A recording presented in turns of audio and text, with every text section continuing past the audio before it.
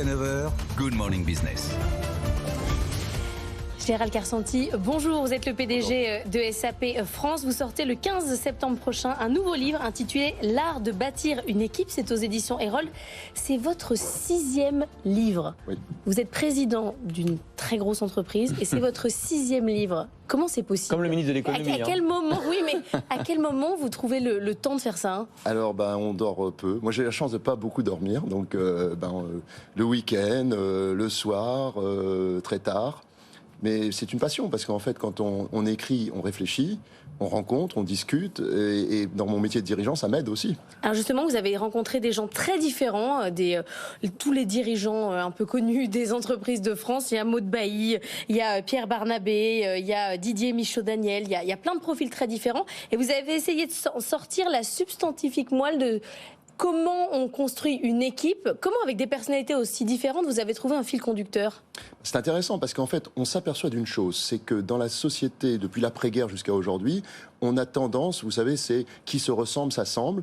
Et dans les entreprises, dans les organisations, dans les gouvernements, on a tendance à se copier, à chercher des clones. Ça nous rassure peut-être, parce qu'on se dit finalement, si j'ai des gens qui sont passés par les mêmes filières que moi, ça va être, mais je pourrais mieux contrôler.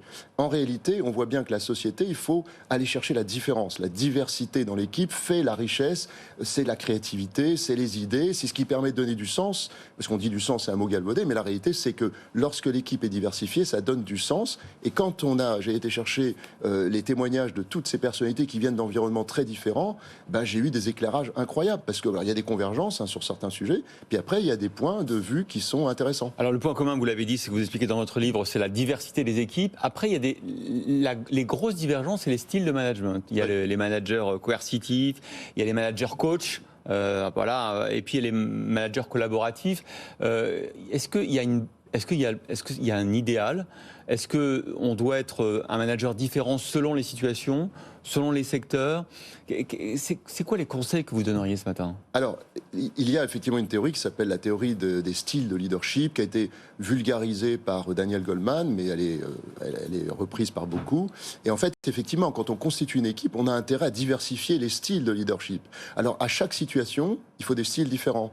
On va pas il faut être un peu coercitif, puis un peu gentil. Voilà, puis... Vous avez une entreprise qui perd de l'argent ou une division qui va mal, vous allez plutôt mettre un profil dominant coercitif avec autre chose. On n'est jamais un style et un seul, mais on va varier en fonction de la situation. C'est ça, construire des équipes pertinentes et ça veut dire qu'on n'est pas aussi le manager de toutes les situations. Il faut accepter que dans certaines situations, son profil ne soit pas adapté. Bien sûr. C'est pour ça que vous avez un manager qui va, par exemple, sortir une entreprise de l'ornière, et puis une fois qu'elle est sortie de l'ornière, il a fallu qu'il coupe dans les effectifs, il a fallu qu'il fasse des choses difficiles, puis pour relancer l'entreprise, on va le changer. Mais parfois, quand il a une diversité de styles, il va rester en poste, parce qu'il est capable de varier en fait son style de management. C'est crédible ça, de changer de style de management en cours d'une... C'est plutôt que vous l'avez en vous, c'est-à-dire que vous portez en vous différents styles, vous l'avez travaillé au fil de votre expérience, et à certains moments, vous allez mettre en avant plus de qualités particulières, puis il y a d'autres attributs. Alors une fois que vous avez écrit vos 6 livres, tout théorisé, est-ce que chez SAP, vous arrivez à mettre en pratique tout ça? Est-ce que du coup, vous n'avez aucun problème de démission, aucun problème de gestion de talent, tout va bien chez vous?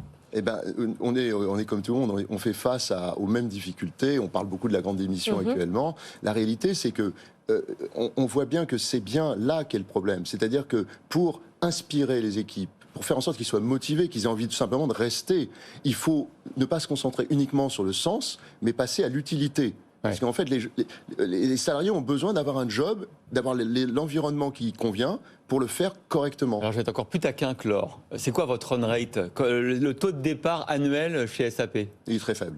Il y a combien?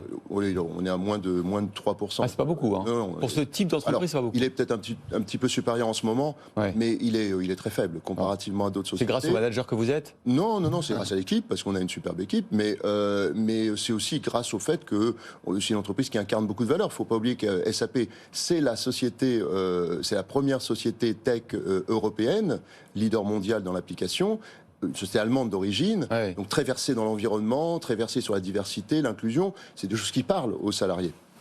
Est-ce que vous avez changé vos process de recrutement au vu de tout ce que vous avez appris? Parce que je vais vous dire un petit secret, c'est que moi, quand je rencontre les DRH, notamment de SAP, je vois que c'est quand même toujours très tendu, qu'il y a un passage, 2 passages, 3 passages, 4 passages, on perd la moitié des talents et on n'arrête pas. Donc on dit, venez chez nous, ça va être cool. Et puis en fait, quand on fait les recrutements, eh ben, c'est aussi difficile qu'avant. C'est très dur de recruter. En fait, c'est très très difficile. On voit bien que déjà, pour attirer les talents, ça devient plus compliqué. Et puis en plus, on ne veut pas se tromper. Donc c'est pour ça que j'ai la chance d'enseigner à HEC depuis 17 ans. Donc je marie la théorie et la pratique. Et connaître les théories, c'est pas pour théoriser absolument. C'est simplement pour se dire, j'ai besoin de certains éclairages qui me permettent de faire les bons recrutements. Si vous prenez quelqu'un simplement parce qu'il vous a plu dans un interview, c'est pas suffisant. Il faut que vous soyez certain qu'il va apporter la complétude à l'équipe et qu'il va apporter quelque chose de différent. Et ça, c'est très important. Le recrutement, c'est compliqué. Et on voit, il faut déployer beaucoup d'efforts en ce moment. Hein. Voilà, l'art de bâtir une équipe dès demain, donc en vente par Gérald Karsanti, PDG de SAP France. Merci beaucoup d'avoir été notre invité.